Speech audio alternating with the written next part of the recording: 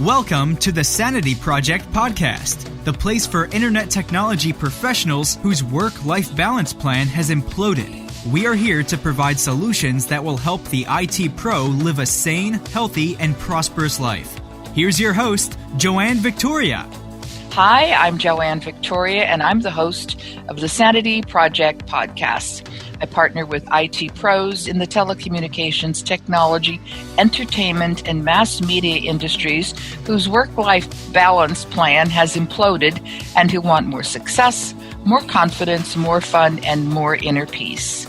The Sanity Project podcast is a platform for experts in the personal development and IT communities area to share their wisdom, expertise, and solutions that will help the pro live a sane, healthy, and prosperous life. Number one on my list of area experts is leadership, and today we have someone who is going to be talking about leadership. Our guest today is Andrea Carter. Andrea Carter is the CEO of Wealthy Woman Warrior, a collaborative online training platform specializing in 5 vulnerabilities that, when solved, will help women reach their economic potential.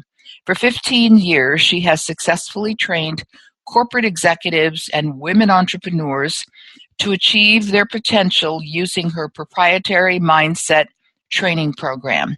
Andrea describes herself as an avid science geek, passionate spiritual explorer, and a zealous thought leader for leadership and gender equality. Welcome to the program, Andrea Carter. Hi, Joanne, and hi, listeners. So nice to be here today with all of you. Thank you for having me. Well, I'm grateful that you're here because I think the things that you're talking about, especially as regards to women, is the 5 areas of vulnerability that are keeping women stuck from reaching their economic potential. And I think that's important to everybody listening, leaders, employees, and contractors alike. And I'm sure you have a lot to say about that, right, Andrea? I sure do. Yeah, absolutely. So, I think I'll start just by saying that, the women's initiative was not actually where I started or where I was even, 3 years ago. Really what happened for me was there was a massive pivot that I took in my company, mainly because there were so many issues that women were being faced with. And it was interesting because what happened was that I was at a really awesome conference that I was keynoting at, and there was a UN representative for women that were there. And what she did was she shared some of the statistics. And I'm sure everybody has heard these statistics. I mean, especially now that Oprah's come out with Time's Up and this massive push for gender equality. And I fundamentally believe that there are a ton of people paying lip service to gender equality. What I feel isn't happening is action. And this is really why 18 months ago, I started a project that was a case study. So I was the kid that always wanted to know why. I must have driven my parents crazy when I was a child because I would ask why countless times during the day. And when I came across the statistics, so 2% of women-run businesses make it to 7 figures, and only 3% make it to 500K. Women earn, I believe it's 86 cents to every dollar compared that to much, male. I thought it was still around 75, 76. In Canada, it's 86. So typically 86 is our average. Yep. Now, that being said, though, it totally depends on where they are in the corporate sector. So if you're in an entry-level position, then, typically speaking, we're at 86 cents.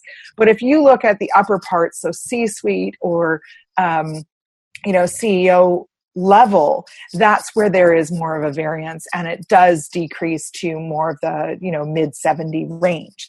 That also is where we're looking at a huge issue, because we still have 75% of men leading most of corporate culture, and women are still drastically underrepresented. And so part of the issues that have come up was I sat down and I started interviewing women, and I wanted to know, I looked at both entrepreneurial women and women in corporate, and I asked similar questions. Some of the questions that I started asking were things like, really, simple. It started with very, very simple questions like, what were you struggling with most? What was holding you back? What did they need more of? And consistently, whether they were in corporate or an entrepreneur, they came back with things like confidence was holding them back, asking for what they needed, mindset, mentoring, training. Money was a huge issue. So really, when I broke it down and got further into the case study, what evolved was these five areas of vulnerability. And the first area is mindset. The second is communication. The third is financial literacy. The fourth is sales. And the fifth is technology. Now, what's interesting for women is that in order for women to feel more confident so that they can take more action and rise up through those corporate ladder or, reach their economic potential as an entrepreneur, the underlying issue is typically what women are thinking and saying to themselves. Now, this doesn't necessarily have to do with their environment. The environment is still not as supportive as it can be, yet it's what women are thinking about. So the way a woman's brain is wired differently than the way a man's brain is wired. And what's interesting about that is that women's brains are wired so that everything connects on a very simplistic level. A man's brain is wired so that everything is put into compartments on a simplistic level. Okay, now I'm generalizing and I'm simplifying here, but what that means is that women don't necessarily think sequentially. Women think in layers and in multiple facets. So a thought isn't just a thought. Sometimes a thought is 10 sub-thoughts. And, I always joke about it. It's why when a woman is in the throes of passion, she can think about the laundry, whereas when a man is in the throes of passion, he's thinking about his enjoyment. And so what else do they think about themselves? Well, but it's not just that that's something that they're doing on purpose. It's because we're fundamentally wired differently. And so in order for women to really be able to get where they want to go, we need to start training women in how to have a mindset that's prolific, not just a growth mindset that's going to set you up to start thinking outside the box. I mean, showing women how to talk herself into action instead of talking herself out of every small decision that she's making. And think about it. A woman will talk herself out of a decision 10 times before she actually makes it. And often what she does is she goes and she checks with someone who has never done what she's trying to do, or maybe has never experienced what she's even going through.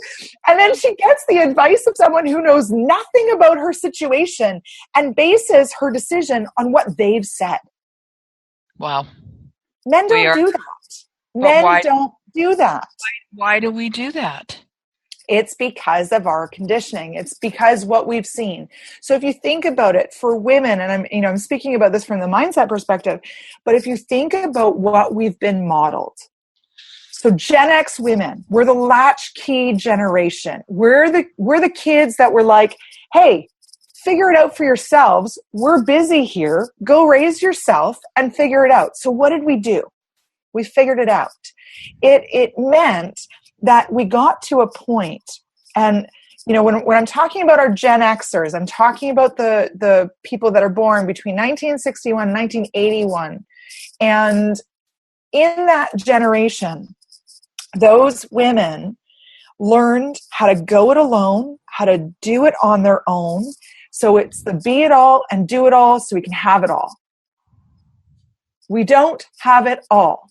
And the reason we don't have it all is because we're too busy trying to be it all and trying to do it all.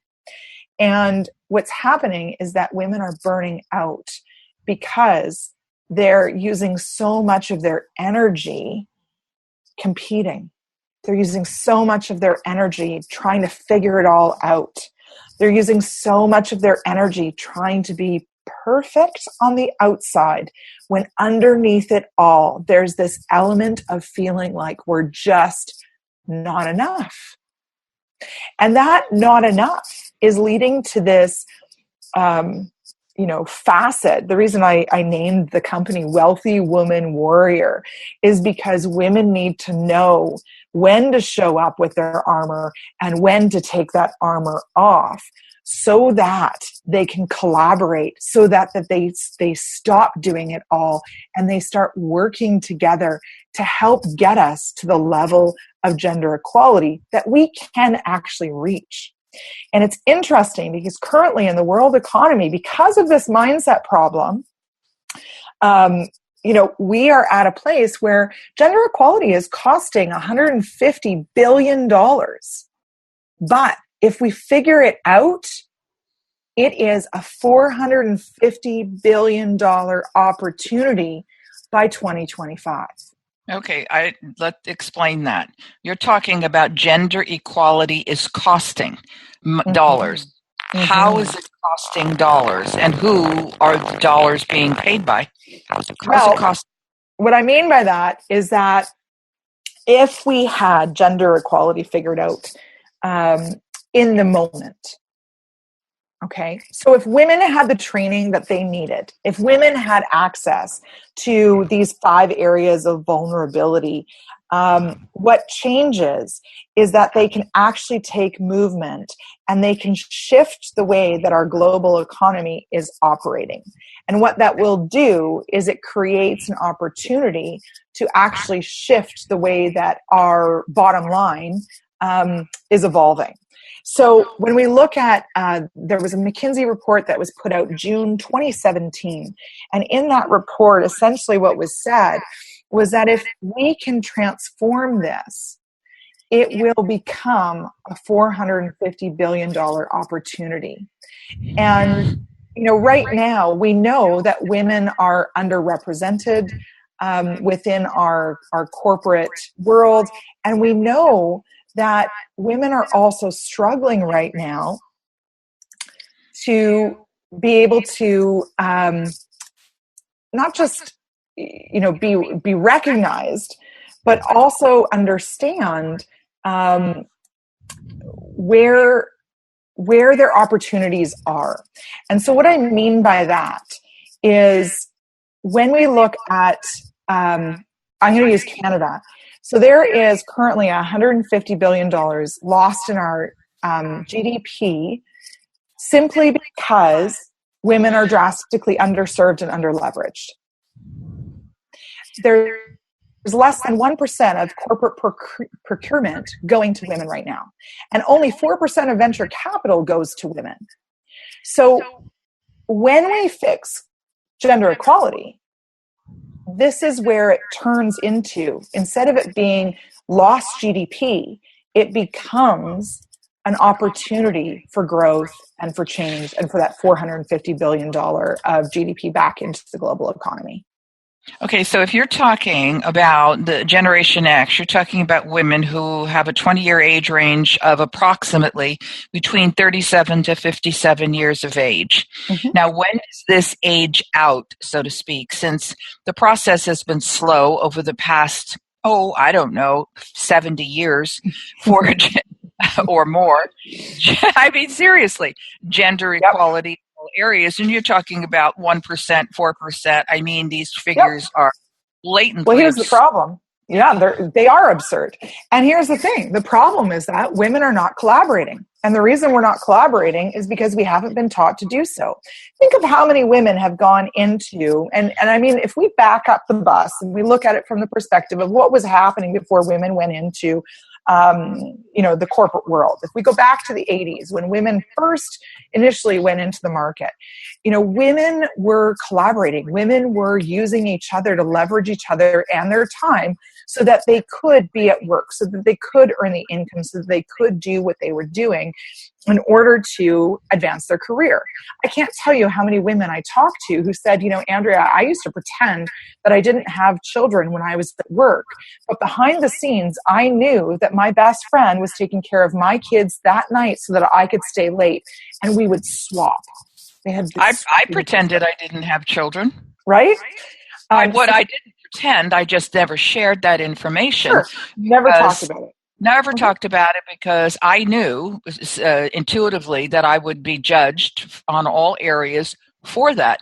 And but I also think that women who used to trust in the 80s, they don't trust other women now because those other women are going after not the same jobs, but they're I don't know what they're acting like. I don't know if men act like that or not, whether they don't trust other men. I don't think men care. They go for what they want. They don't consider other people, whereas women are in conflict, from my point of view, are in conflict because they still care, but they still go after it. And then they're still confused or in some sort of pain when they do this against another woman for a short period of time.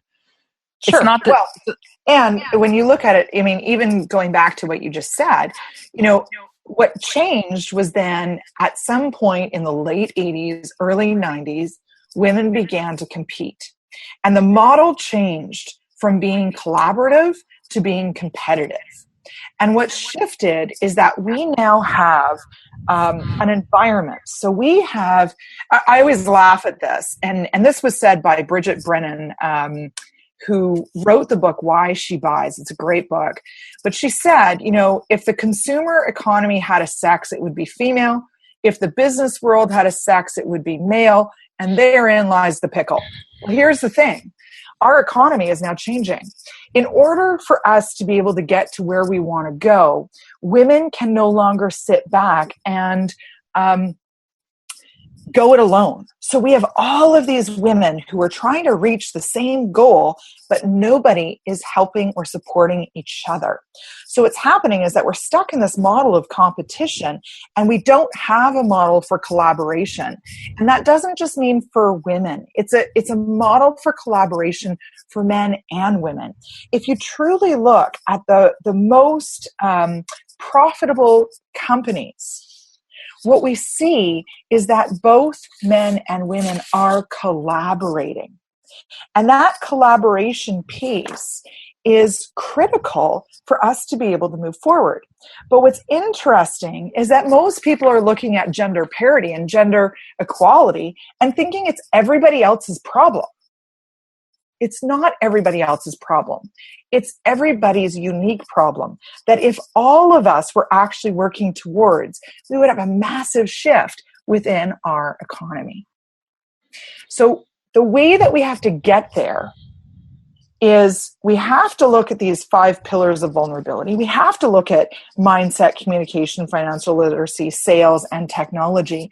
But we have to be able to look at it from a collaborative perspective, of an overarching perspective of what real collaboration means and how we can achieve that. And so along with those 5 pillars that women need in order to, rise to relevancy and rise to equality, we also need to have women participating and actually showing up for the way that this will change. Okay, I'm listening.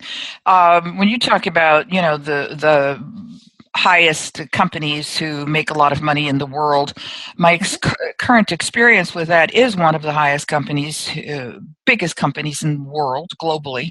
Yeah. Obviously, the world equals global, and their women are treated like crap. There is no collaboration. They are condescended to. They are not brought up in the company. They are, any bad thing you see that goes on, that's gone on for decades, goes on in this company. And how do they get out of this? How do they move themselves forward? Because there's minimal collaboration. There's minimal competition among the women, but there's certainly competition between the men against the women. They like the men managers and even the female manager. I say managers, I include C-suite in that, just people who are in supervisory capacity, really don't care about anybody on the downline. Well, this is what I'll say to that. I will say that they are able to get away with that right now because there hasn't been enough to actually shift that movement. Okay. And so we are now at a precipice where I fundamentally believe that in the next 2 years, so think about this, women still have 80% of the buying power. Okay. So when you look at purchases, those purchases are primarily made by women. If women begin collaborating, whether you're an entrepreneur, whether you're in corporate, it doesn't matter. If we know that we are the consumer who is doing the buying, we can affect what is happening within those companies if we start talking about what women are being treated like and how women are able to support each other. Because what's going to happen in the next couple of years is that companies are going to have to be accountable for the W factor, for the women's initiative. And if they haven't started to bring in other people, and it's not going to be an internal job, it's going to be people hiring people from the outside, consultants. It's going to be looking at how women learn versus how men learn. Because right now we have this incredible thing that's happening. We have men that are making the decisions for women.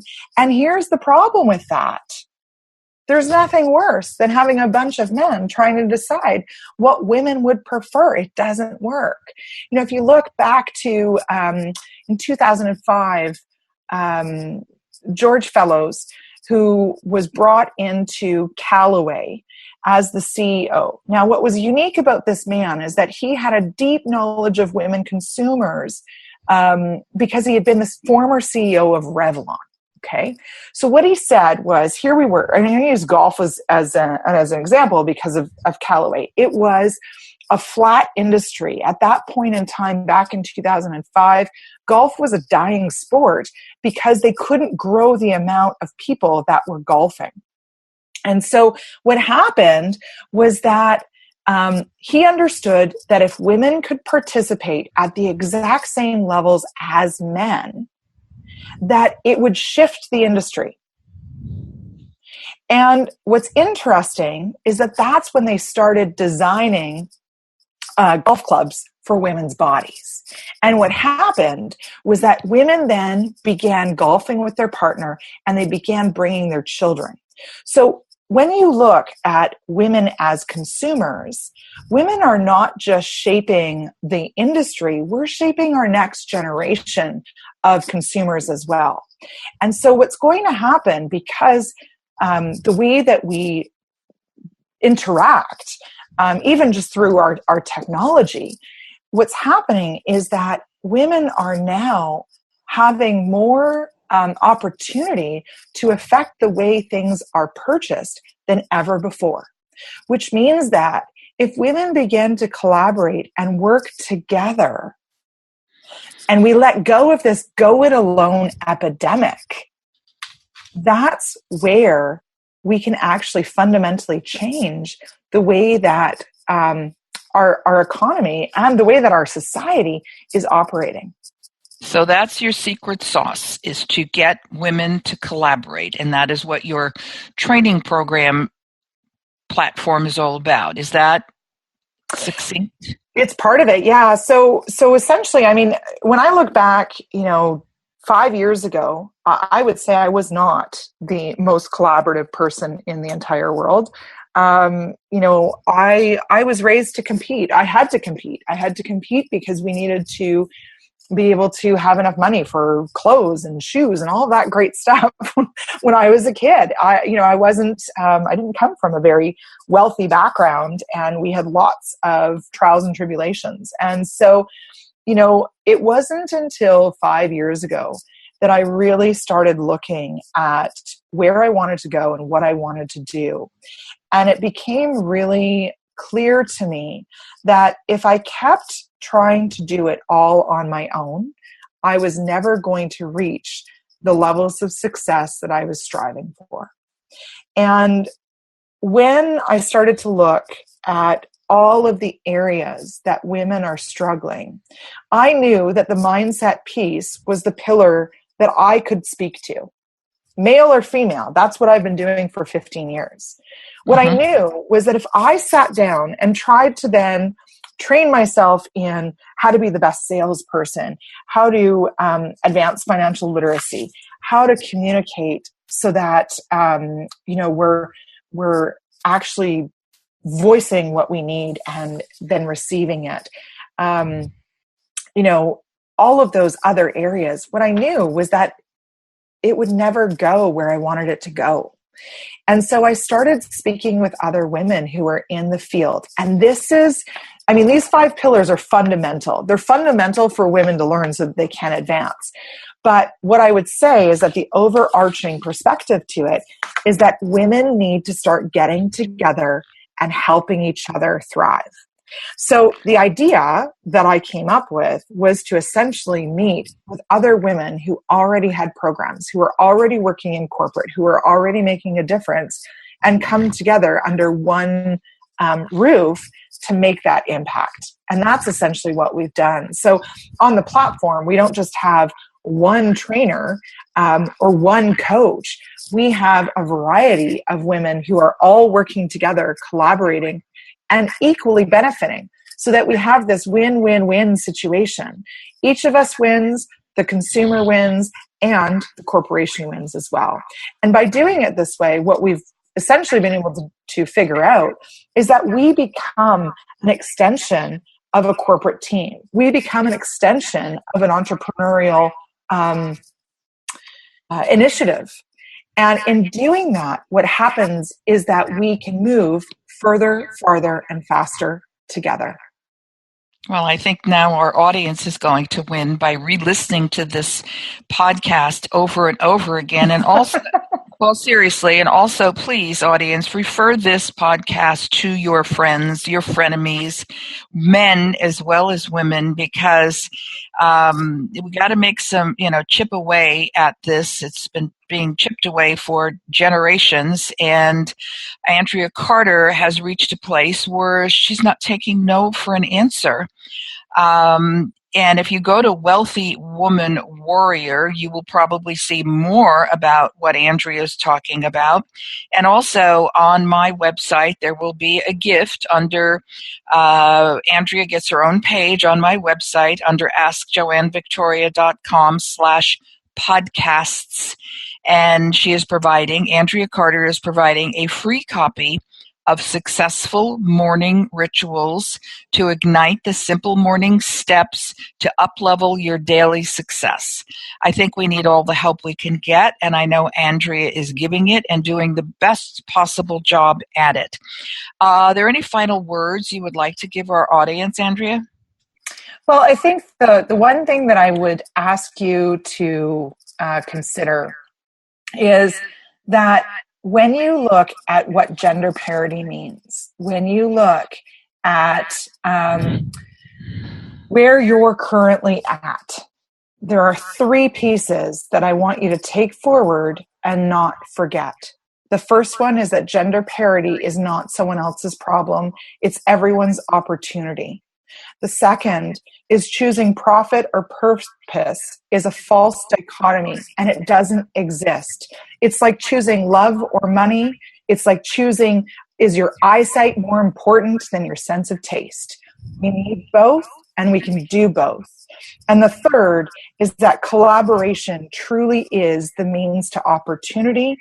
And if you are exercising and learning how to advance yourself in those 5 areas of vulnerability as a woman, you will succeed.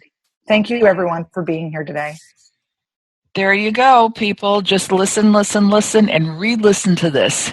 I will just say we've had a great day with Andrea, and I am honored that she chose to present on the Sanity Project podcast. I really am. Thanks very much, Andrea. Have a great day. Thank you. Bye. I hope you enjoyed this episode of the Sanity Project podcast. Please go to AskJoanneVictoria.com and continue the conversation on her podcast page. And get a free copy of her book, The True Self Handbook, a guide to transform your life. That's AskJoanneVictoria.com. Take care, and thanks for being here.